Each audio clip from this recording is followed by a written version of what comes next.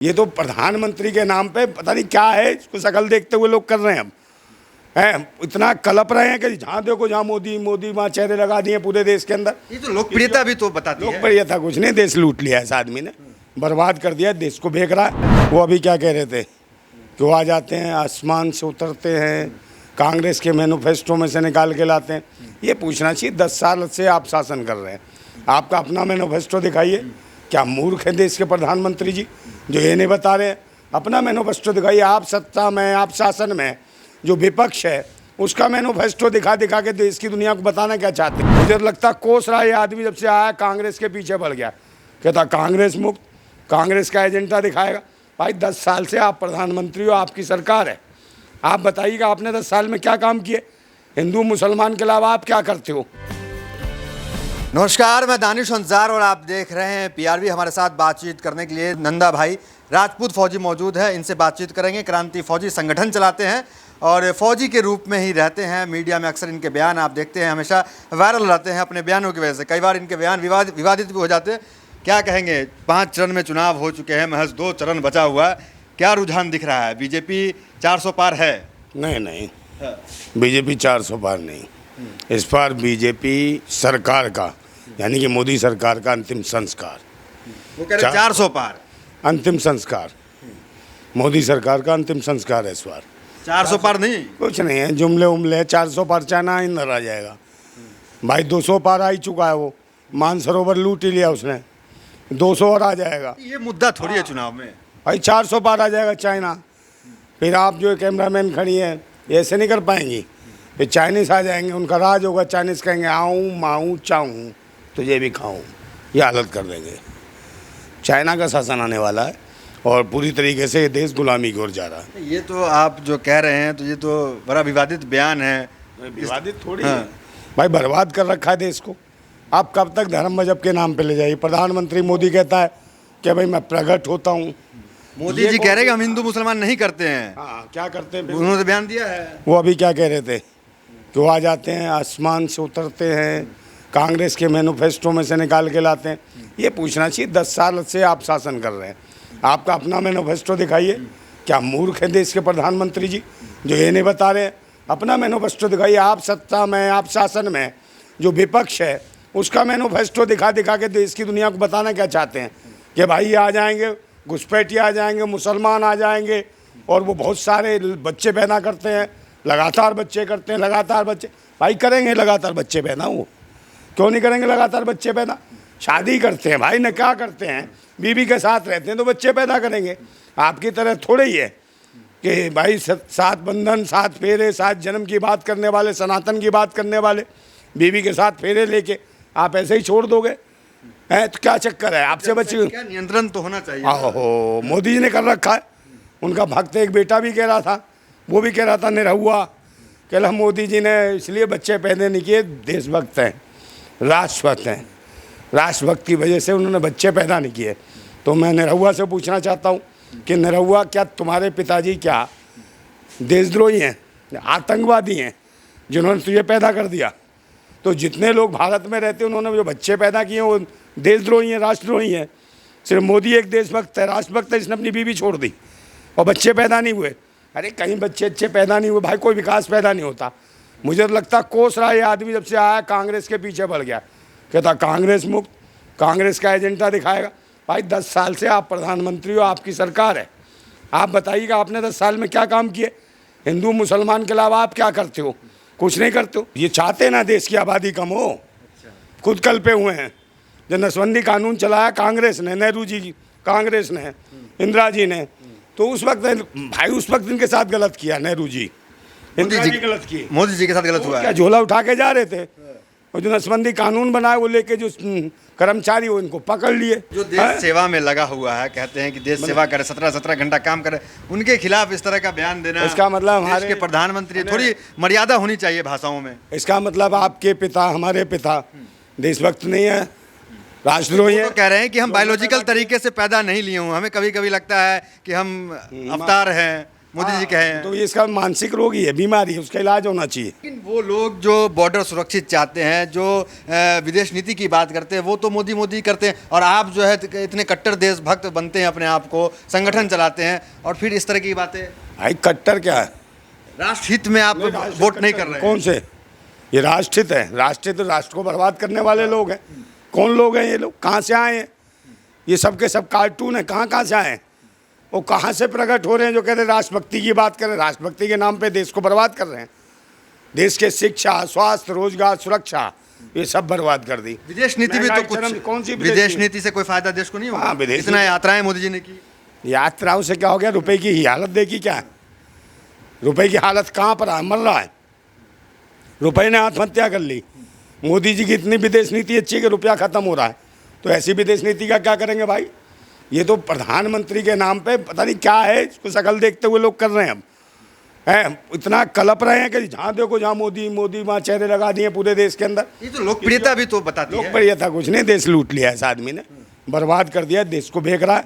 सारी चीज़ें सारे बाजारों में, भारत के जितने बाजार हैं सब में चाइना का सामान है। एक राजपूत समाज के संगठन है जो हरियाणा, पंजाब, यूपी तमाम जगह एक्टिव है, वो खुल के विरोध प्रदर्शन कर रहा है और सभाएं कर रहा है जहाँ मोदी जी का विरोध कर रहा है। तो राजपूत इतने नाराज क्यों चल रहे हैं? भाई चलेंगे ना जब उनके आप उनकी महिलाओं आप भी राजपूत हैं। देखिए उनकी महिलाओं, उनकी बेटियों के बारे में आप शब्द कहेंगे, आप कहेंगे कि इस तरीके से थी वो या उस तरीके से महिलाओं के साथ थी। तो पहले उनसे पूछो जो भाजपा के लोग हैं या जिनको टिकट दिए, भाजपा की औकात नहीं थी 2 सीट से, कहाँ तक इन लोगों ने पहुँचाई। राजपूत गोली खाता है, डंडा खाता है, लड़ता है, झगड़ता है, सारे काम करता रहा भाजपा के लिए। अंधभक्त अगर देखा जाए तो राजपूत था अंधभक्त। आप भी थे क्या? मैं तो नहीं हूँ। मैं तो एकदम क्रांतिकारी आदमी हूँ, समझे नहीं? तो मैं तो क्रांतिकारी, वो लोग हैं। पर हाँ, मैं उनके समर्थन में कोई ऐसे लोगों का विरोध करना चाहिए। राजपूत अंधभक्त होते हैं। अंधभक्त थे और भी कुछ है ये हैं राजपूत हम बतेरे अंधभक्त हैं, अंधविश्वासी हैं। और ऐसे अंधविश्वास के चलते हुए पता नहीं क्या क्या कर रहे हैं। जब इतनी की सरकार है, बैठे हुए हैं लोग। तो अंधभक्त तो किसमें भी मिलेंगे। आप किसी में, किसी भी कौम में चाहिए, किसी भी धर्म के मजहब में चले जाइए, उसमें भी अंधभक्त मिलेंगे। राजपूत क्या लग रहा है कि किला फतह होने नहीं देंगे मोदी जी को? नहीं, किला राजपूत ने उन्होंने तो विरोध कर ही दिया जो करना था अपने स्तर पे। भाई इन्होंने राजपूतों के टिकट काटे, ठीक है। एक आक्रोश है इसमें। ये भी आक्रोश है। राजपूतों की महिलाओं के बारे में उल्टा सीधा कहा गया है। तो विरोध तो प्रकट होना ही। तो राजपूतों के युवाओं को नौकरियां नहीं मिल रही हैं। चुनाव के नतीजे पलटेंगे क्या? इतनी संख्या राजपूतों की है, आप इतने मजबूत हैं कि वो संख्या बदलेगी? ये बदलनी तो है ही, सबको दिख रहा है। अब बात तो सबकी वही है ना कि वो जो है हैंग मशीन। हैंग मशीन मतलब? हाँ, हैंग मशीन समझ रहे हो? हैंग मशीन से अगर मैं वो वाली मशीन, ईवीएम मशीन कहिए उसको। अब तुम खुद कह रहे हो तो क्या करूं? येलो डॉलर हो जाएगा तुम्हारा। मत बोला करो यार।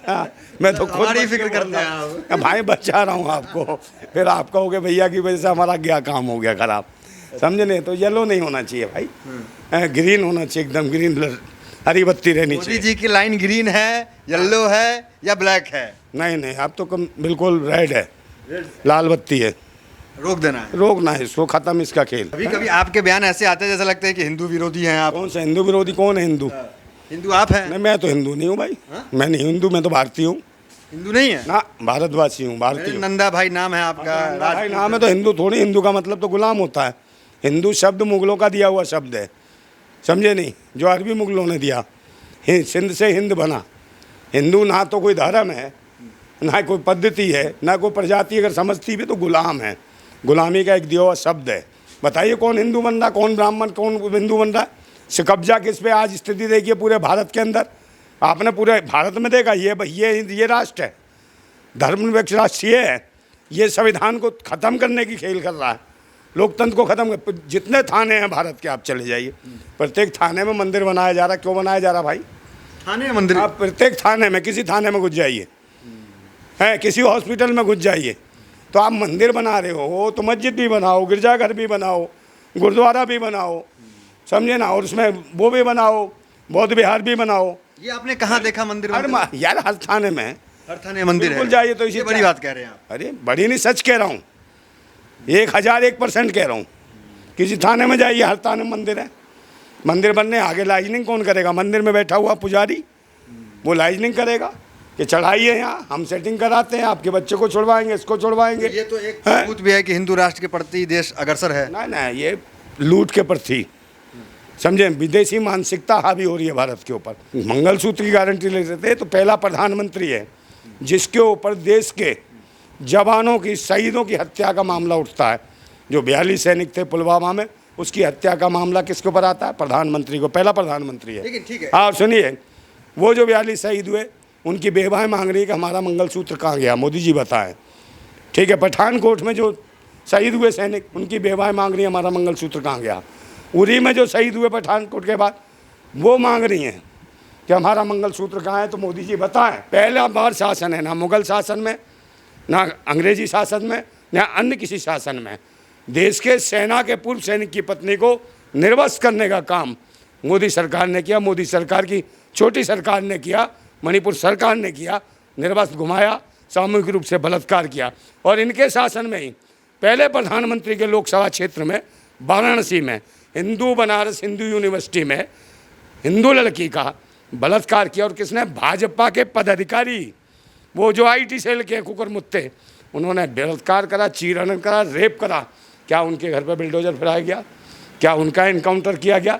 नहीं, मैं दूसरों को बिल्डोजर कर रहे हैं। तरीके से बयान देते, डर नहीं लगता है। भारत में है जहां प्रधानमंत्री मोदी किस पिच पे बैटिंग करते हैं, और इसमें आप कहीं आपकी बॉल बाउंड्री पार ना चली जाए। क्रिकेट ज्वाइन कर लिया है, आईपीएल में आता है, किस में आता है?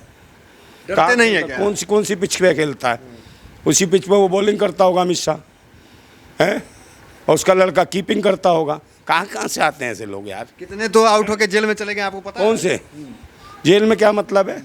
तो इनके बाप का देश है, आउट करेंगे। हम क्रांतिकारी लोग हैं, गोली मरवा दे, हमें क्या फर्क पड़ा? डरते वो होंगे जिन्होंने कमा रखा हराम का। बहुत सारे जा रहे हैं यहाँ से, कोई कांग्रेस में डर के मारे भाग रहा, भाजपा में शामिल हो रहा, कोई इसी में।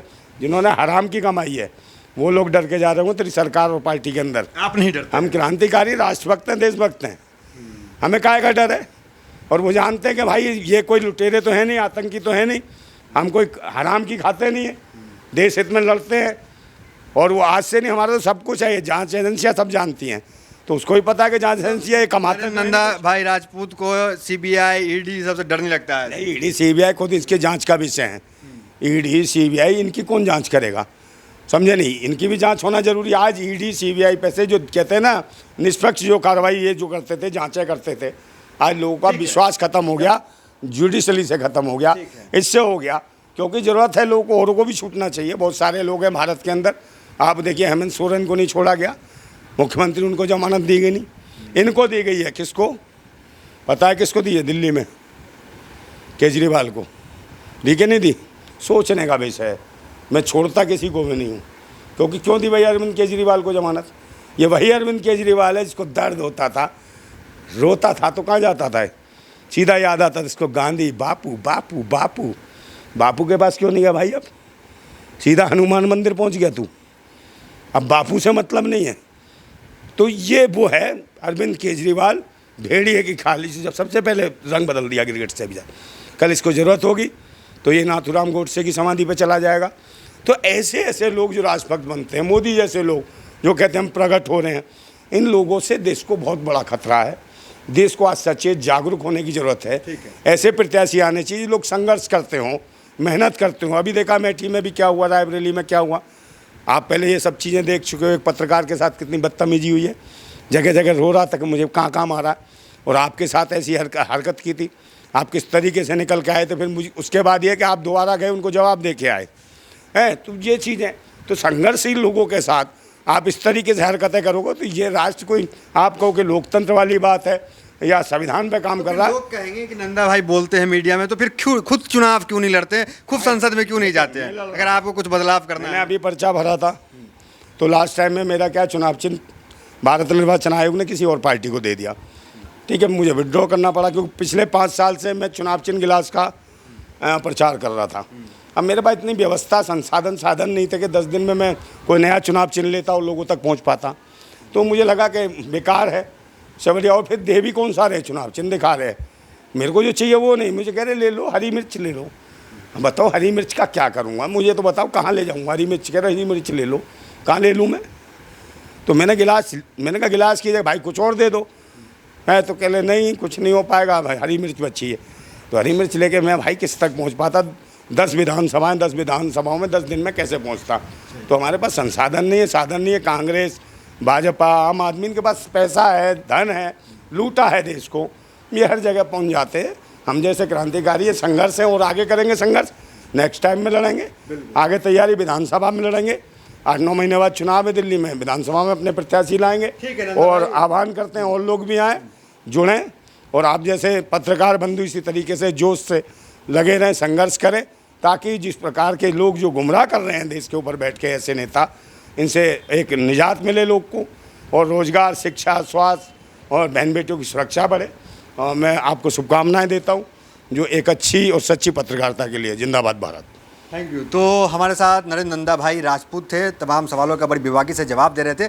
जब नतीजे 4 जून को आएंगे उस पर बातचीत करेंगे कि क्या कुछ आते हैं नतीजे। फिलहाल कुछ बयान विवादित भी इन्होंने दे दिया है। तो फिलहाल वीडियो में इतना ही, मिलता है अगले वीडियोज़ में। हमारे साथ बहुत बहुत धन्यवाद।